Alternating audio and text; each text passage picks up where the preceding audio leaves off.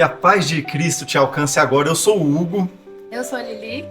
E a gente está aqui para falar para você alguns ensinamentos sobre a Bíblia. E por isso vamos fazer algumas reflexões na série de hoje, nosso primeiro episódio da nossa primeira série. Como você pode ver aqui do lado, as parábolas de Jesus. Tem muitos ensinamentos para vocês.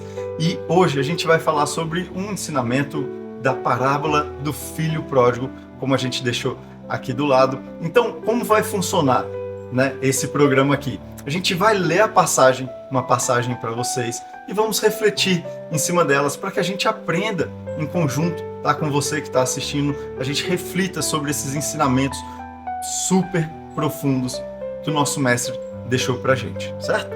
Certíssimo. Vamos nessa. Beleza, vamos nessa. Eu vou começar lendo então aqui Lucas, tá? Capítulo 15, os versículos 11 ao 32. Vou ler aqui para você. Você pode acompanhar comigo aqui do lado, tá? Tô deixando aqui para você também. Então Jesus continuou. Um homem tinha 2 filhos. O mais novo disse ao seu pai: Pai, eu quero minha parte da herança. Assim, ele repartiu sua propriedade entre eles. Não muito tempo depois, o filho mais novo reuniu tudo o que tinha e foi para uma região distante. E lá desperdiçou seus bens vivendo irresponsavelmente. Depois de ter gastado tudo, houve uma grande fome em toda aquela região e ele começou a passar necessidade. Por isso, foi empregar-se com um dos cidadãos daquela região que o mandou para o seu campo a fim de cuidar de porcos. Ele desejava encher o estômago com as vagens de alfarrobeira que os porcos comiam, mas ninguém lhe dava nada. Caindo em si, ele disse: Quantos empregados meu pai tem comida de sobra e eu aqui morrendo de fome? Eu me porei a caminho e voltarei para o meu pai e lhe direi: Pai, pequei contra o céu e contra ti. Não sou mais digno de ser chamado seu filho. Trata-me como um dos seus empregados. A seguir, levantou-se e foi para o seu pai. Estando ainda longe, seu pai o viu e, cheio de compaixão, correu para o seu filho e o abraçou e beijou. O filho lhe disse: Pai, pequei contra o céu e contra ti. Não sou mais digno de ser chamado teu filho. Mas o pai disse aos seus servos: Depressa, tragam a melhor roupa e vistam nele. Coloquem um anel em seu dedo e calçados em seus pés. Tragam um novilho gordo e matem-no. Vamos fazer uma festa e alegrar-nos. Pois este meu filho estava morto e voltou à vida. Estava perdido e foi achado. E começaram a festejar o seu regresso. Enquanto isso, o filho mais velho estava no campo. Quando se aproximou da casa, ouviu a música e a dança. Então chamou um dos servos e perguntou-lhe o que estava acontecendo. Este lhe respondeu: Seu irmão voltou, e seu pai matou o novilho gordo, porque o recebeu de volta são e salvo. O filho mais velho encheu-se de ira e não quis entrar. Então seu pai saiu e insistiu com ele. Mas ele respondeu ao seu pai: Olha, todos esses anos tenho trabalhado como um escravo ao teu serviço e nunca desobedeci às tuas ordens. Mas tu nunca me deste nem um cabrito para eu festejar com os meus amigos. Mas quando volta para casa esse teu filho que esbanjou os teus bens com as prostitutas, matas os novilho gordo para ele. Disse o pai: Meu filho, você está sempre comigo e tudo o que eu tenho é seu. Mas nós tínhamos que celebrar a volta deste irmão e alegrar-nos, porque ele estava morto e voltou à vida. Estava perdido e foi achado. É lindo, né, amor? É lindo, é maravilhoso. É uma das parábolas mais lindas. Eu, particularmente, eu gosto muito, porque muitas vezes a gente se encontra perdido mesmo. E a parábola do filho pródigo nos ajuda a lembrar que sempre temos a oportunidade de voltarmos para os braços de Jesus, né? O pai, na parábola ali, é o Deus, né? Deus que está sempre presente com a gente, de braços abertos para nos receber. O filho pródigo, muitas vezes, se compara a nós, né? E que às vezes nos abandonamos, vamos para longe dos caminhos de Deus. Já passamos por isso, né? Já passamos. Provavelmente você que está aqui nos ouvindo também teve momentos da vida que a gente se afasta de Deus, né? E muitas vezes a gente se encontra perdido mesmo por nossas próprias escolhas ruins que a gente fez no decorrer da vida. Mas o mais importante dessa história é que o filho pródigo reconheceu que até os escravos do pai recebiam alimento. E ele desejou voltar e ser um escravo, né, do pai ali. Poxa, então vou trabalhar, né, pro meu pai ali e receber pelo menos um alimento ali. E muitas vezes, pelas nossas decisões erradas, nos encontramos escravizados pelo pecado. E nós já nos encontramos assim. E hoje a gente voltou para os braços do Pai, graças a Deus. E o abraço do Pai, ele é constrangedor. Porque na verdade a gente não merece. Mas ele nos abraça e nos agracia com a maravilhosa graça dele.